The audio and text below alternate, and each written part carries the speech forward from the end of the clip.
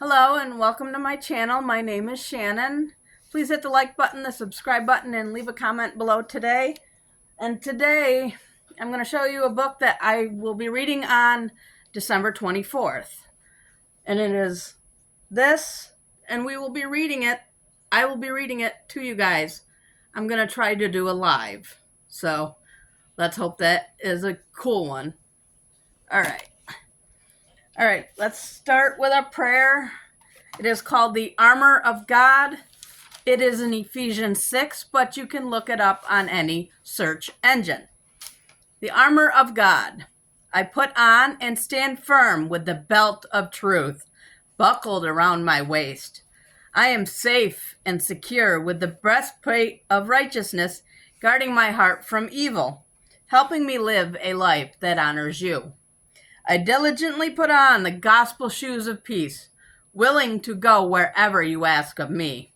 I take and stand behind the shield of faith, protected against Satan's fiery darts of doubt, fear, lies, and deceit.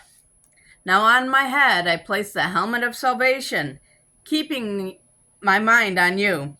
I grab hold in my hand of the sword of the Spirit, the word of God, sharp and true.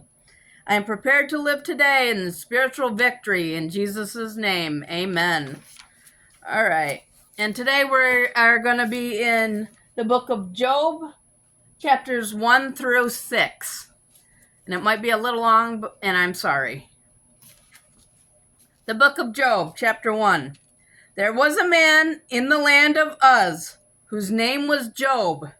And that man was perfect and upright, and the one that feared God and eschewed evil. And there were born unto him 7 sons and 3 daughters. His substance also was 7,000 sheep, and 3,000 camels, and 500 yokes of oxen, and 500 she-asses, and a very great household, so that this man was the greatest of all the men of the East. And his sons went and feasted in their houses, every one his day, and sent and called for their 3 sisters to eat and to drink with them. And it was so, when the days of their feasting were gone about, that Job sent and sanctified them, and rose up early in the morning, and offered burnt offerings according to the number of them all. For Job said, It may be that my sons have sinned and cursed God in their hearts. Thus did Job continually. Now there was a day when the sons of God came to present themselves before the Lord, and Satan came also among them. And the Lord said unto Satan, Whence comest thou? Then Satan answered the Lord and said, From going to and fro in the earth, and from walking up and down in it. And the Lord said unto Satan, Hast thou considered my servant Job, that there is none like him in the earth, a perfect and an upright man, one that feareth God and escheweth evil? Then Satan answered the Lord and said, Doth Job fear God for naught? Hast thou not made an hedge about him, and about his house, and about all that he hath on every side? Thou hast blessed the work of his hands, and his substance is increased in the land. But put forth thine hand now, and touch all that he hath, and he will curse thee to thy face.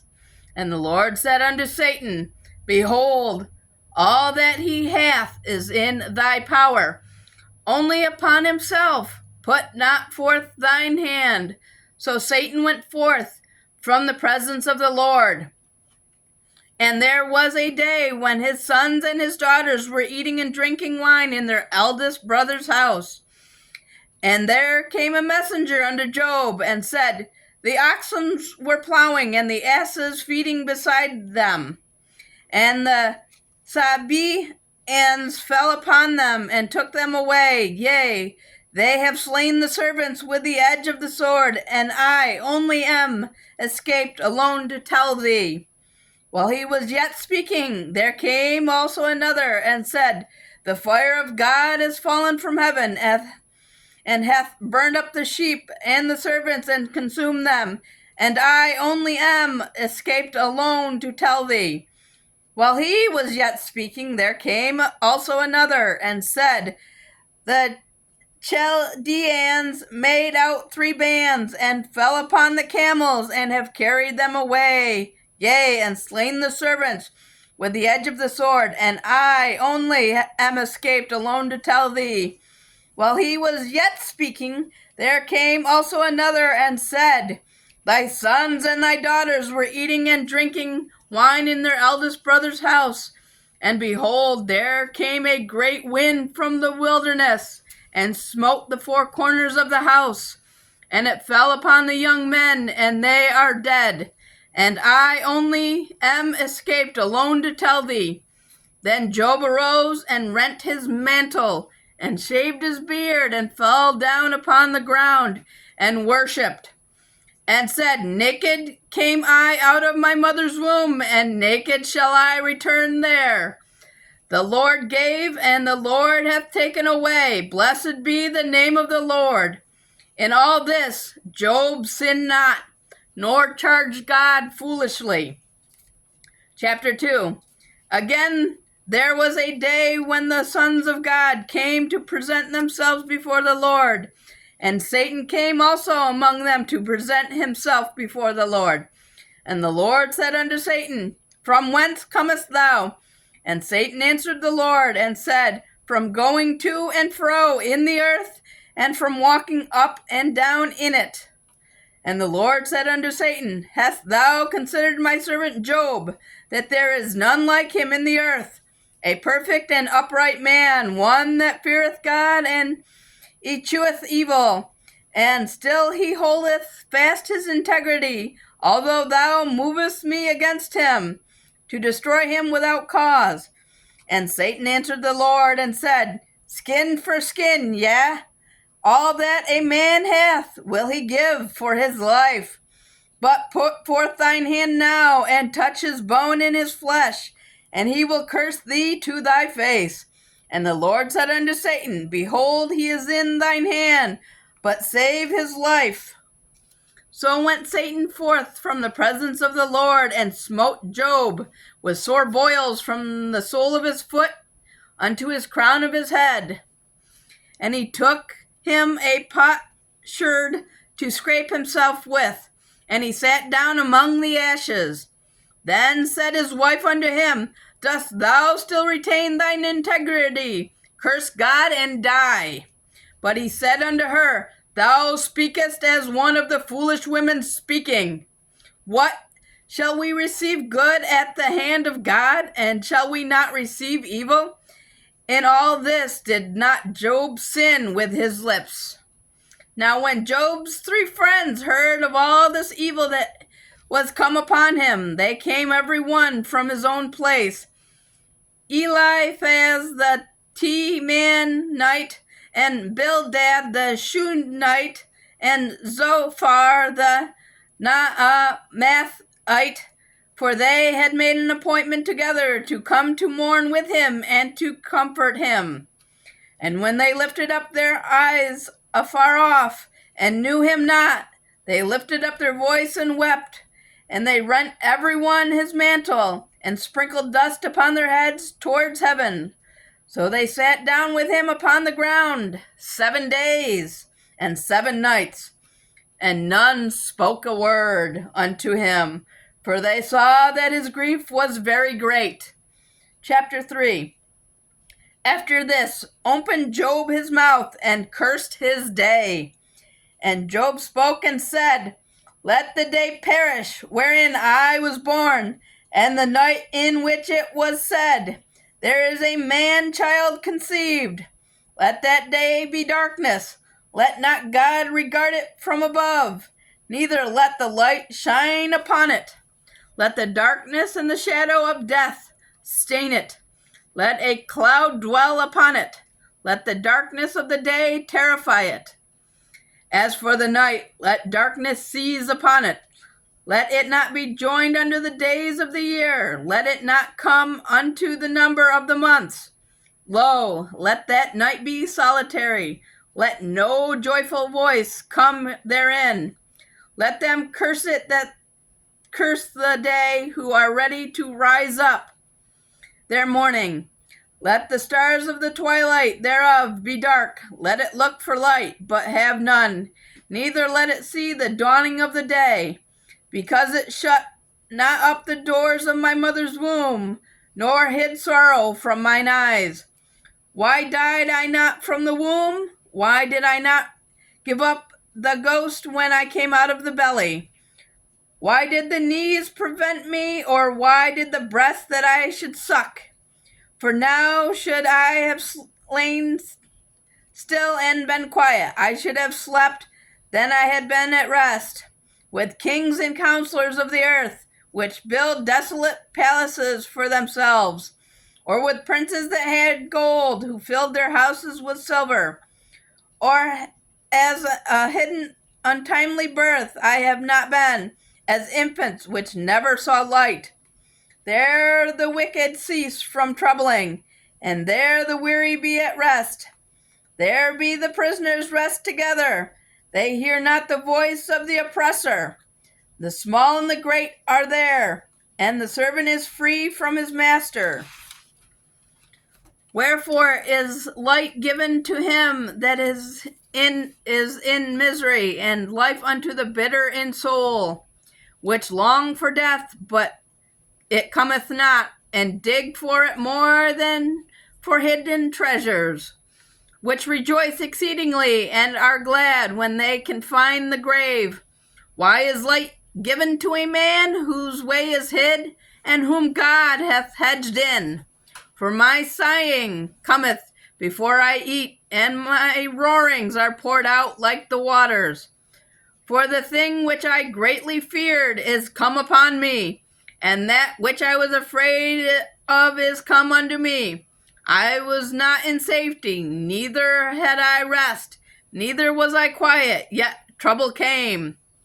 Chapter 4.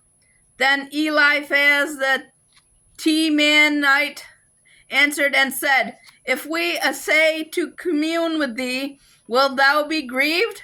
But who can withhold himself from speaking? Behold, thou hast instructed many, and thou hast strengthened the weak hands.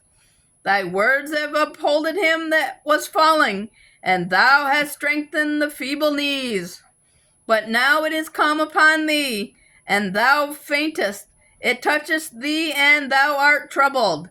Is not this thy fear, thy confidence, thy hope, and the uprightness of thy ways? Remember, I pray thee, whoever perished, being innocent, or where were the righteous cut off? Even as I have seen, they that plow iniquity and sow wickedness reap the same. But by the blast of God they perish, and by the breath of his nostrils are they consumed. The roaring of the lion, and the voice of the fierce lion, and the teeth of the young lions are broken. The old lion perish for lack of prey, and the stout lion's whelps are scattered abroad. Now a thing was secretly brought to me, and mine ear received a little thereof. And thoughts from the visions of the night, when deep sleep falleth on men. Fear came upon me, and trembling, which made all my bones to shake. Then a spirit passed before my face. The hair of my flesh stood up. It stood still, but I could not discern the form thereof. An image was before mine eyes. There was a silence, and I heard a voice saying, Shall mortal men be more than just God? Shall a man be more pure than his Maker? Behold, he put no trust in his servants, and his angels he charged with folly. How much less in them that dwell in the houses of clay, whose foundations is in the dust, which are crushed before the moth. They are destroyed from morning to evening. They perish forever without any regarding it. Doth not their excellency which is in them go away? They die, even without wisdom. Chapter 5. Call now if there be any that will answer thee. And to which of the saints wilt thou turn? For wrath killeth the foolish man, and envy slayeth the silly one. I have seen the foolish taking root, but suddenly I curse his habitation. His children are far from safety, and they are crushed in the gate. Neither is there any to deliver them. Whose harvest the hungry eateth up, and taketh it even out of the thorns, and the robbers swallow up their substance. Although the affliction cometh not forth of the dust, neither doth trouble spring out of the ground. Yet man is born into trouble, as the sparks fly upward. I would seek unto God, and to God I would commit my cause, which doth great things and unsearchable, marvelous things without number, who giveth rain upon the earth, and sendeth water upon the fields, to set up high those that be low, that those which mourn may be exalted to safety. He disappointeth the devices of the crafty, so that their hands cannot perform their enterprise. He taketh the wise in their own craftiness, and the counsel of the forward is carried headlong. They meet with darkness in the daytime, and grope in the noonday as in the night. But he saveth the poor from the sword, from their mouth, and from the hand of the mighty. So the poor have hope, and iniquity stoppeth her mouth. Behold, happy is the man whom God correcteth. Therefore despise not thou the chastening of the Almighty, for he maketh sore and blinded up. He woundeth, and his hands make whole. He shall deliver thee in 6 troubles, yea, in 7 there shall be no evil touch thee. In famine he shall redeem thee from death, and in war from the power of the sword. Thou shalt be hid from the scourge of the tongue, neither shalt thou be afraid of the destruction when it cometh. At destruction and famine thou shalt laugh, neither shalt thou be afraid of the beasts of the earth. For thou shalt be in league with the stones of the field, and the beasts of the field shall be at peace with thee. And thou shalt know that thy tabernacle shall be in peace, and thou shalt visit thy habitation, and shall not sin. Thou shalt know also that thy seed shall be great, and thine offspring as the grasses of the earth. Thou shalt come to thy grave in a full age, like a shock of corn, coming into its season. Though this we have searched it, so it is, hear it, and know thou it for thy good. Chapter 6. Last chapter, guys. But Job answered and said, Oh, that my grief were thoroughly weighed, and my calamity laid in the balance together. For now it would be heavier than the sand of the sea. Therefore my words are swallowed up. For the arrows of the Almighty are within me, the poison whereof drunketh up my spirit. The terrors of God do set themselves in array against me. Doth the wild ass bray when he hath grass, or loweth the ox over his fodder? Can that which is unsavory be eaten without salt? Or is there any taste in the white of an egg? The things that my soul refuses to touch are as my sorrowful meat. Oh, that I might have my request, and that God would grant me the thing that I long for. Even that it would please God to destroy me, that he would let loose his hand and cut me off. Then should I yet have comfort? Yea, I would harden myself in sorrow. Let him not spare, for I have not concealed the words of the Holy One. What is my strength that I should hope? And what is mine end? That I should prolong my life?